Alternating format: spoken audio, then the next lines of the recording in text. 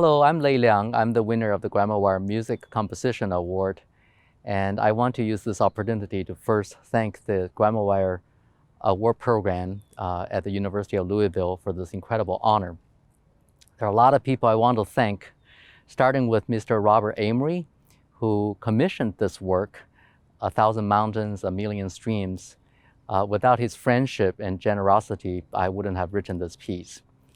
I would also like to thank the late Mr. Junying Cao, who is a great connoisseur, scholar, and a collector of Chinese traditional paintings. It was through his generosity that we were able to analyze the set of Chinese landscape paintings by Huang Minghong that inspired my composition. I would also like to thank my colleagues here at UC San Diego, especially my colleagues at Qualcomm Institute, including Professor Volko Kuester of Engineering, and my good friend, the sound software designer, Zachary Seldes, and a large team of wonderful friends who I believe our disruptive research really inspired me to write this set of composition. And lastly, I want to thank the musicians of Boston Modern Orchestra Project, led by Maestro Gil Rose. It was their impeccable performance of my music that brought my music to life, and I want to thank every single musician in this orchestra for their dedication. My journey is an immigrant's journey. In fact, it has a very special connection to Kentucky. I would just start by telling you that I was born and raised in China until I was 17 years old. And the way I think about it is that in the last 200 years or so, we Chinese people have built another great wall. It's a wall that separated ourselves from our own heritage and our own ancestors. The reason I mention that is in the last 200 years or so, there's a lot of conflict and self-inflicted destruction, culminating in the years 1966 to 1976, the Great Cultural Revolution.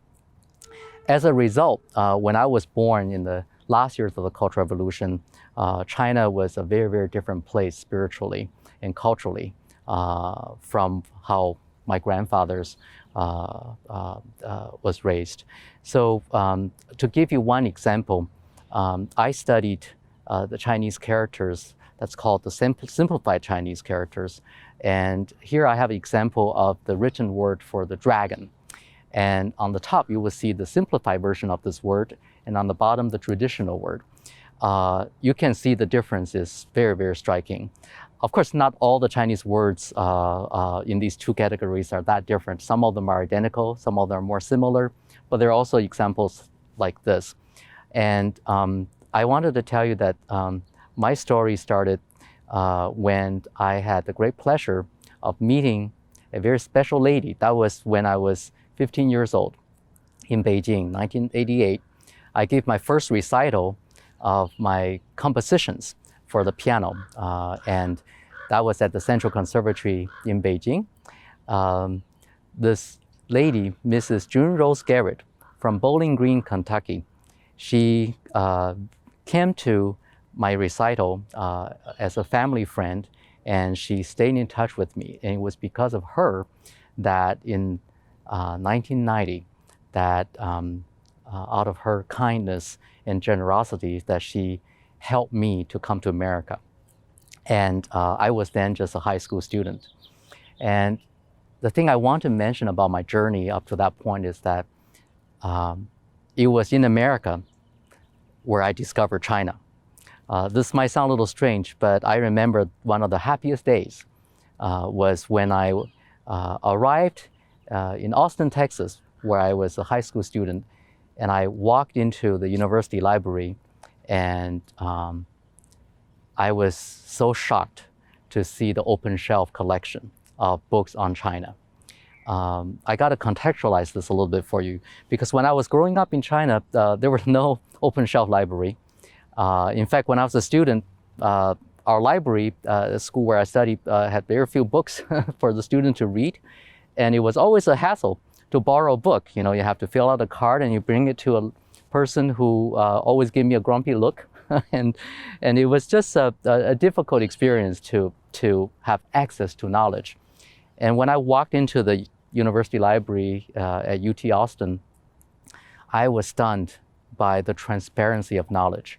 On one side of the shelf, there might be books printed about China in simplified Chinese. And then on the other side, books printed in traditional Chinese, books on China written in English. It was then I realized that history, our heritage, is something that we have to reconstruct word by word. And it was also then that I decided I must master the traditional Chinese that I was not taught when I was growing up in China, because that was an important step for me to break that wall. I was born on this side of the wall, having almost no access, no understanding of what was written in the books that was printed during the time of my grandfather and before. But I have to break that wall for myself in order to know where I came from. So one of the things that studying Chinese traditional characters that gave me access to is this enormous amount of information about Chinese paintings. I love hand copying some of these treatises on Chinese paintings. And it was in this process when I was in college studying in Boston that I encountered the writing by Huang Binghong, this great painter. What is so astonishing about him, there are many, many aspects of him that fascinated me. But one particular period in his creativity that was just astounding was the year 1952, when Huang Binghong was blind. He created some of the most magical Chinese paintings we have seen in history. And it was also a time when I think about it is Huang Binghong, in his blindness, he was able to resurrect a world, reconstruct a world that is perhaps more magical than reality. This is something that is very important to me because part of what we do as artists, I think, it's about preserving and creating a world in response to what we live through. Perhaps in the process of preserving and recreation, we can perhaps create something even more beautiful. Huang Binghong, his paintings are very unusual. In this period there, you see a small album leaf, but it has so many, many layers inside of them. It's almost multidimensional.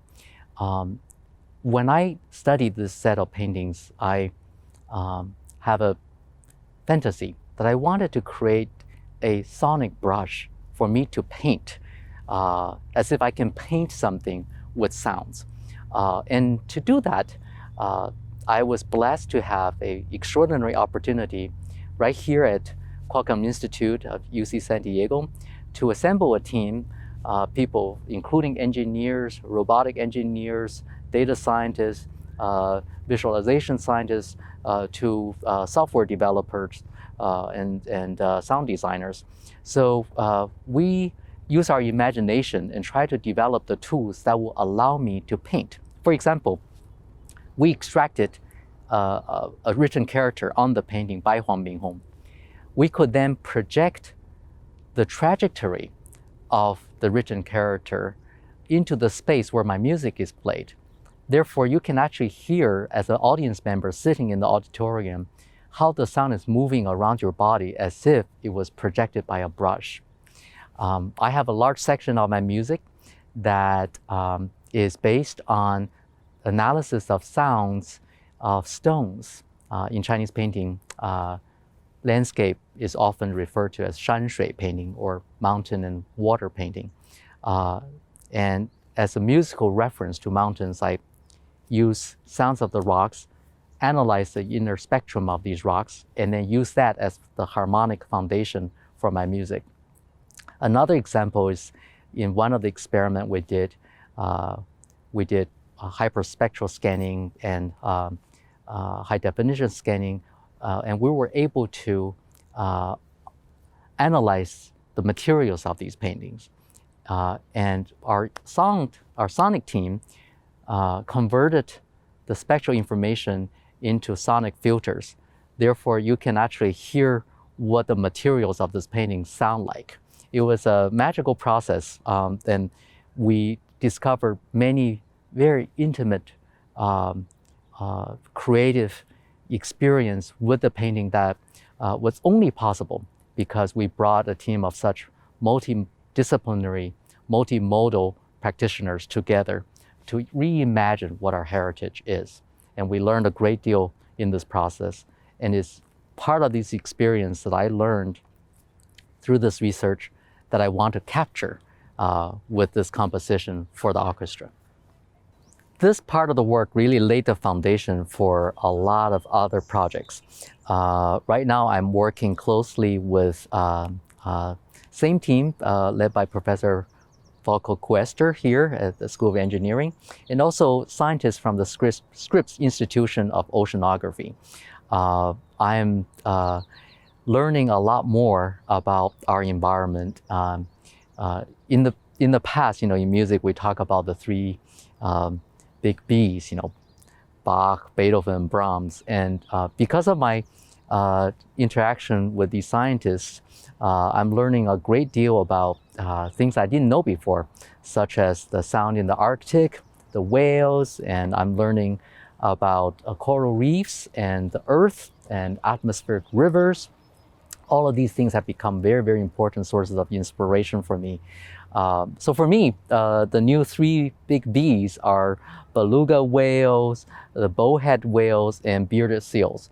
I'm becoming a student again, and what I would like to do is continue what we have done with the set of Chinese paintings, that the awareness that we as artists and scientists working together, we're always preserving and understanding and advancing and also creating a world that is better, one character at a time, one sound at a time, one image at a time, one pixel at a time, and one digibyte at a time, because that's what we are doing today. And I think it, for me personally, helped me to find a new place for music among all these disciplines, why what we're doing is important.